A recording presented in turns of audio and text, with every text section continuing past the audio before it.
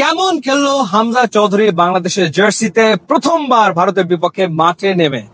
Number 8 jersey পরে মাঠে নামলেন হামজা চৌধুরী এবং যখন জাতীয় সঙ্গীত বেজে উঠলো তখন হামজার দিকে ক্যামেরাটা ধরলো। আমার সোনার বাংলা আমি তোমায় ভালোবাসি সুর বাজছে এবং হামজা চৌধুরী তার যে দৃঢ় চেতা মানসিকতা সেটাই যেন ওই সময় তার চেহারায় ফুটে উঠলো, যেই মানসিকতা তিনি দেখিয়েছেন গোটা ম্যাচে। অনেকে হয়তো চিন্তা করছিল যে হামজা চৌধুরী প্রবাবলি হয়তো অ্যাটাকিং মিডফিল্ডার হিসেবে খেলবে। হামজা চৌধুরী আসলে বক্স টু বক্স মিডফিল্ডার হিসেবে খেলেছে, বিভিন্ন রোল তাকে আসলে গোটা ম্যাচে প্লে করতে হয়েছে। কেমন সেটা, যখন তপু বর্মন সেন্টার ব্যাক হিসেবে মাঠে ছিল তখন হামজা চৌধুরী কিন্তু অ্যাটাকিং মিড পজিশনে খেলছিল ওই সময়টাতে। যখনই তপু বর্মন মিনিট 20 পরে ইনজুরিতে পড়ে গেল, যেটা বাংলাদেশের জন্য একটা বিরাট সেটব্যাক ছিল মাঠে, কারণ তারপরে বাংলাদেশকে অ্যাডজাস্ট করতে হয়েছে। আমরা দেখেছি যে টিপু এসে সেন্টার ব্যাকে খেলছে, তো ওই সময়টাতে আবার হামজা চৌধুরী কি করলো, তখন আবার ডিফেন্সিভ মিডে চলে গেল।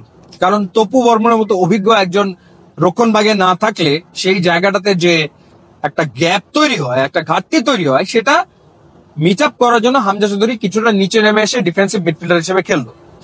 এবং সবচেয়ে বড় ব্যাপার যেটা, সেটা হচ্ছে যে সুনীল ছেত্রীকে ব্লক করা কিংবা লিস্টন কোলাসোকে যে ব্লক করার ব্যাপারটা, সেটা দারুণ ভাবে করে গেছে হামজা চৌধুরী।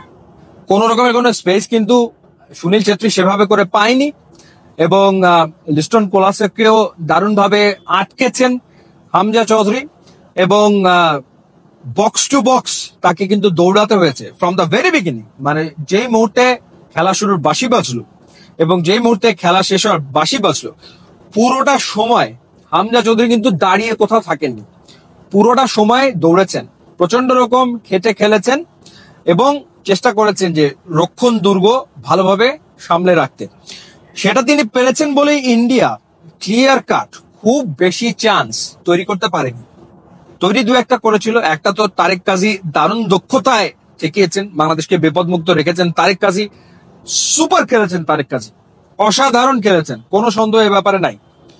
একটা সময় মনে হচ্ছিল যে সাদউদ্দিন না পারছেন না, সাদউদ্দিন দৌড়ে কুলাতে পারছেন না, দুর্বল হয়ে গেছেন সাদউদ্দিন।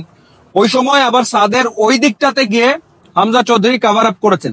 অর্থাৎ যখন যেই জায়গাটাতে দুর্বলতা ফুটে উঠছিল মাঠে, সেই মুহূর্তে সেই জায়গাটাতে গিয়ে গ্যাপটাকে ফুলফিল করার চেষ্টা করেছেন হামজা চৌধুরী। তার কাজ হচ্ছে অপোনেন্টের খেলা নষ্ট করা, তো সেটা তিনি খুব ভালোভাবে করেছেন।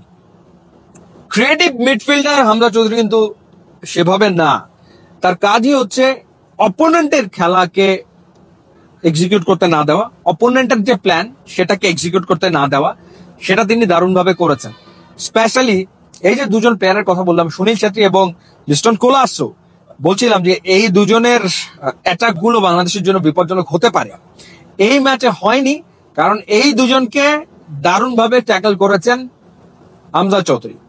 অনেকে হয়তো ভাবছিলেন যে আরো বেশি ইমপ্রেসিভ ফুটবল তিনি খেলবেন, মাত্র তিনি এসছেন, বেশ ভালো বোঝাপড়া যতটুকু হয়েছে বাংলাদেশের অন্যান্য প্লেয়ারদের সাথে সেটাই বা কম কি।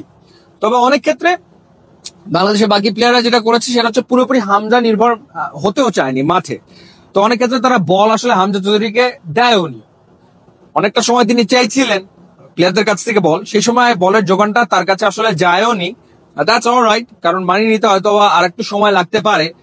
এবং কখনো কখনো তিনি ডিরেকশনে দিচ্ছিলেন, অর্থাৎ পুরো ম্যাচে বাংলাদেশকে কিন্তু ডিরেকশন দেওয়ার যে কাজটা, সেই কাজটা হামজা চৌধুরী দারুণভাবে করে গেছেন। সো এই যে বাংলাদেশ ম্যাচটা ড্র করে বেরিয়ে গেল, তো সেই জায়গাটাতে অবশ্যই কৃতিত্ব আপনাকে দিতেই হবে হামজা চৌধুরীকে। মালদ্বীপের এগেন্স্টে এই ইন্ডিয়া এই মাঠে 3-0 গোলে জিতেছে, তো শুরু থেকে শেষ পর্যন্ত অ্যাটাকিং ফুটবল খেলেছে।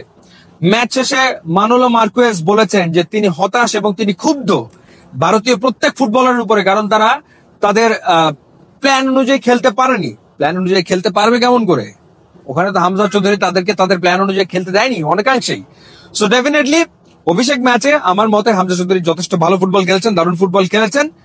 আগামী দিনে হয়তোবা আরো যখন ভালো বুঝবেন দলটাকে, প্লেয়ারদেরকে, তখন হয়তো আরো ভালো খেলবেন এবং বাংলাদেশ দল আরো বেটার রেজাল্ট করবে বলে আমার কাছে মনে হয়।